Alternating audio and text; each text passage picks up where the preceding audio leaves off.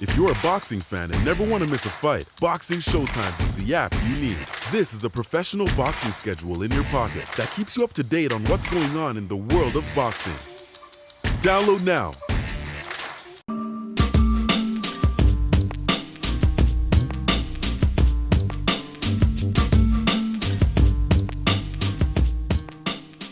The fighter that I used to watch when I wanted to learn some inside craftiness. Listen, you got some terrific fighters in the history of boxing that were great inside fighters. Guys like Chavez, guys like Duran. A lot of the Latino fighters really were very good inside fighters in general. But my favorite inside fighter was James Toney. Because he brought up. Not that inside fighting isn't pretty. It's violently pretty in some ways. It's very wild in some ways, right? You're ripping ribs apart. You're ripping livers apart. You're finding that opening. It's very violent in general. But James Toney made it smooth somehow. You know what I'm saying? Like, I don't know, man. He brought a beauty to inside work. And it was really a thing of beauty. There's other crafty guys. Even guys like Hopkins was a little crafty in there. You know what I mean? But the guy I used to watch when I used to try to pick up little moves on the inside was James Toney. Listen, I was never really a guy who preferred to be on the inside, but at times I would try to do that shoulder to shoulder, chest to chest, depending on the opponent. Because some guys which I just couldn't do it against, they were just too violent.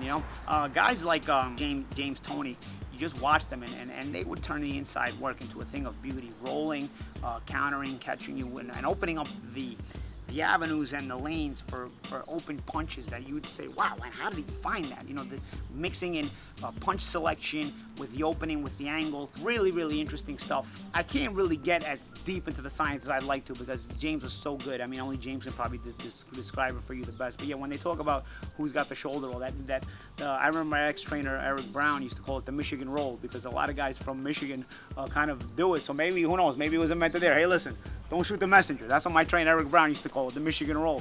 And you've got guys like, James Toney from Michigan and Floyd Mayweather from Michigan. Some guys go with that Philly shell, right? It's still, when you go with that Philly shell, it's still a roll, right? So Michigan roll, Philly shell is kind of the same thing. I mean, you kind of use the same tactics, right? So it might be just, one of those things where they're kind of the same thing, just with different names.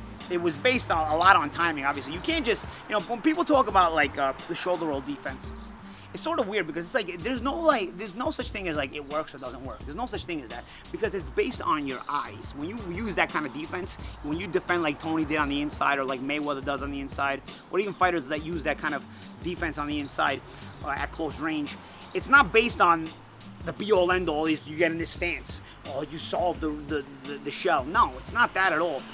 It's all timing. You know what I mean? So a fighter can be, can use that kind of shelled up roll type defense, and it depends on his eyes, what he's seeing, and his energy level too. You know what I mean? When you get tired, a lot of times, man, I used to kind of sort of get into that Philly shell when I get tired, especially in sparring, man. I'd be like, oh man, let me just stay in tight. And sometimes I wouldn't time the roll right, and I'd take some shots that I shouldn't get hit with, but because I would be tired. But nonetheless, that doesn't mean that that's a flaw within the roll or Philly shell type defense. Where sometimes I see like, oh, this guy he figured out the Philly shell. No, it's just the other guy, the guy using it didn't roll right or didn't have the proper alertness from his eyes. Because that kind of defense can work really well if you're alert and you see everything. It's based on your eyes, it's based on your reflexes, and it's based on changing the angle, all that. And it's even based on a lot of parrying and catching, right? If you're a boxing fan and never want to miss a fight, Boxing Showtimes is the app you need. This is a professional boxing schedule in your pocket that keeps you up to date on what's going on in the world of boxing. Enjoy watching fights in a bar, sipping a cold one? We got you. An interactive map with your local boxing bars is available to you at any time. And that's not everything. Set reminders, buy tickets, watch official highlights, get boxing news, and so much more. Download now. Thank us later. Personally, not to get into too much detail, but if you're a fighter who's got some slickness to the outside and you're looking to, pick up some little small techniques on the inside, I think James Toney was a terrific guy to watch, because he was a guy who still made it pretty, and you sort of started to get like a little comfortable with with some opponents, not all opponents, but you get kind of comfortable with some opponents on the inside, and you'd be able to have some success. You know, a lot of catches and shooting on the inside, where you're catching with the same hand and shooting, little steps, little shifting your weight a little bit on the inside. I mean, Toney was a thing of beauty. If he wasn't so lazy sometimes, because he was so lazy that a lot of times he'd show up in half shape, and his work ethic, his work rate would betray him, and he'd lose fights. Or sometimes he's so lazy, like in the Roy Jones fight, where he put on so much weight overnight, he just couldn't catch up to Roy. Roy wasn't going to work with him on the inside, and he just couldn't catch up to Roy. Even the Michael Nunn fight, he's behind. You know, he's trying to get in there, and he finally catches Michael Nunn. But nonetheless, you know, a guy with fast legs, James' legs weren't that fast, so he needed you to engage him a little bit, and he needed to come to you. And that's why, if you look at any fight, for me, the most fun fight he fought was against Vasily Girov. All-out battle, terrific entertainment, and such a great skill fight. Girov was really not as skilled on the inside, but was a big effort guy with some devastating body punches, who had stopped a lot of guys to the body and was a world champion. And Toney, with the cerebral mind, loved to fight on the inside. I knew that fight going in was going to be a good fight, man. People were underestimating James. They thought he was past his prime. Girov had really been devastating at the time, but Toney made it not only entertaining, but finished it strong. Watch that fight. If there's one fight, listen, there's terrific fights for James Toney. You want to watch James Toney, you can watch him against Mike McCallum. You can watch both guys. You watch the Mike McCallum fights, you can probably watch both guys and take so much cerebral knowledge out of those fights between James Toney and Mike McCallum. But the Girov fight is a thing of beauty. It's entertainment, and it's really, really high-level inside boxing. A lot of people say, give me the James Toney versus Canelo at 168 argument. I guess because Canelo is such a fan favorite. Let the bus go by first.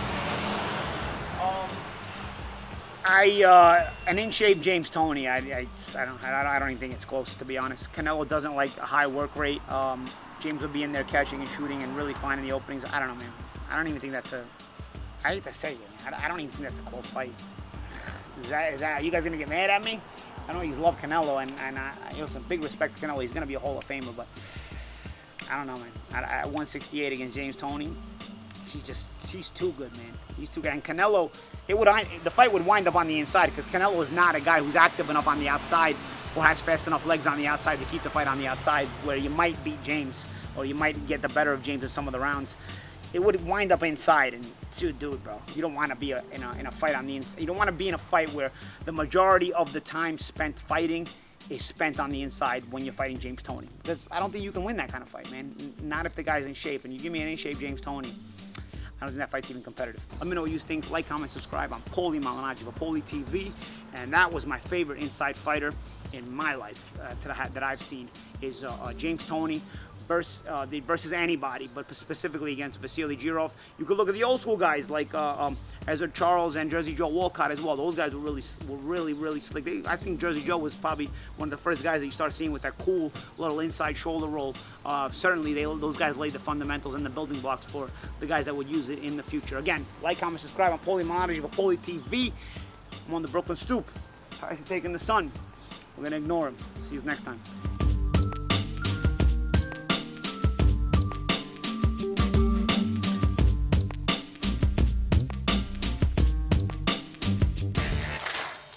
If you're a boxing fan and never want to miss a fight, Boxing Showtimes is the app you need. This is a professional boxing schedule in your pocket that keeps you up to date on what's going on in the world of boxing. Download now.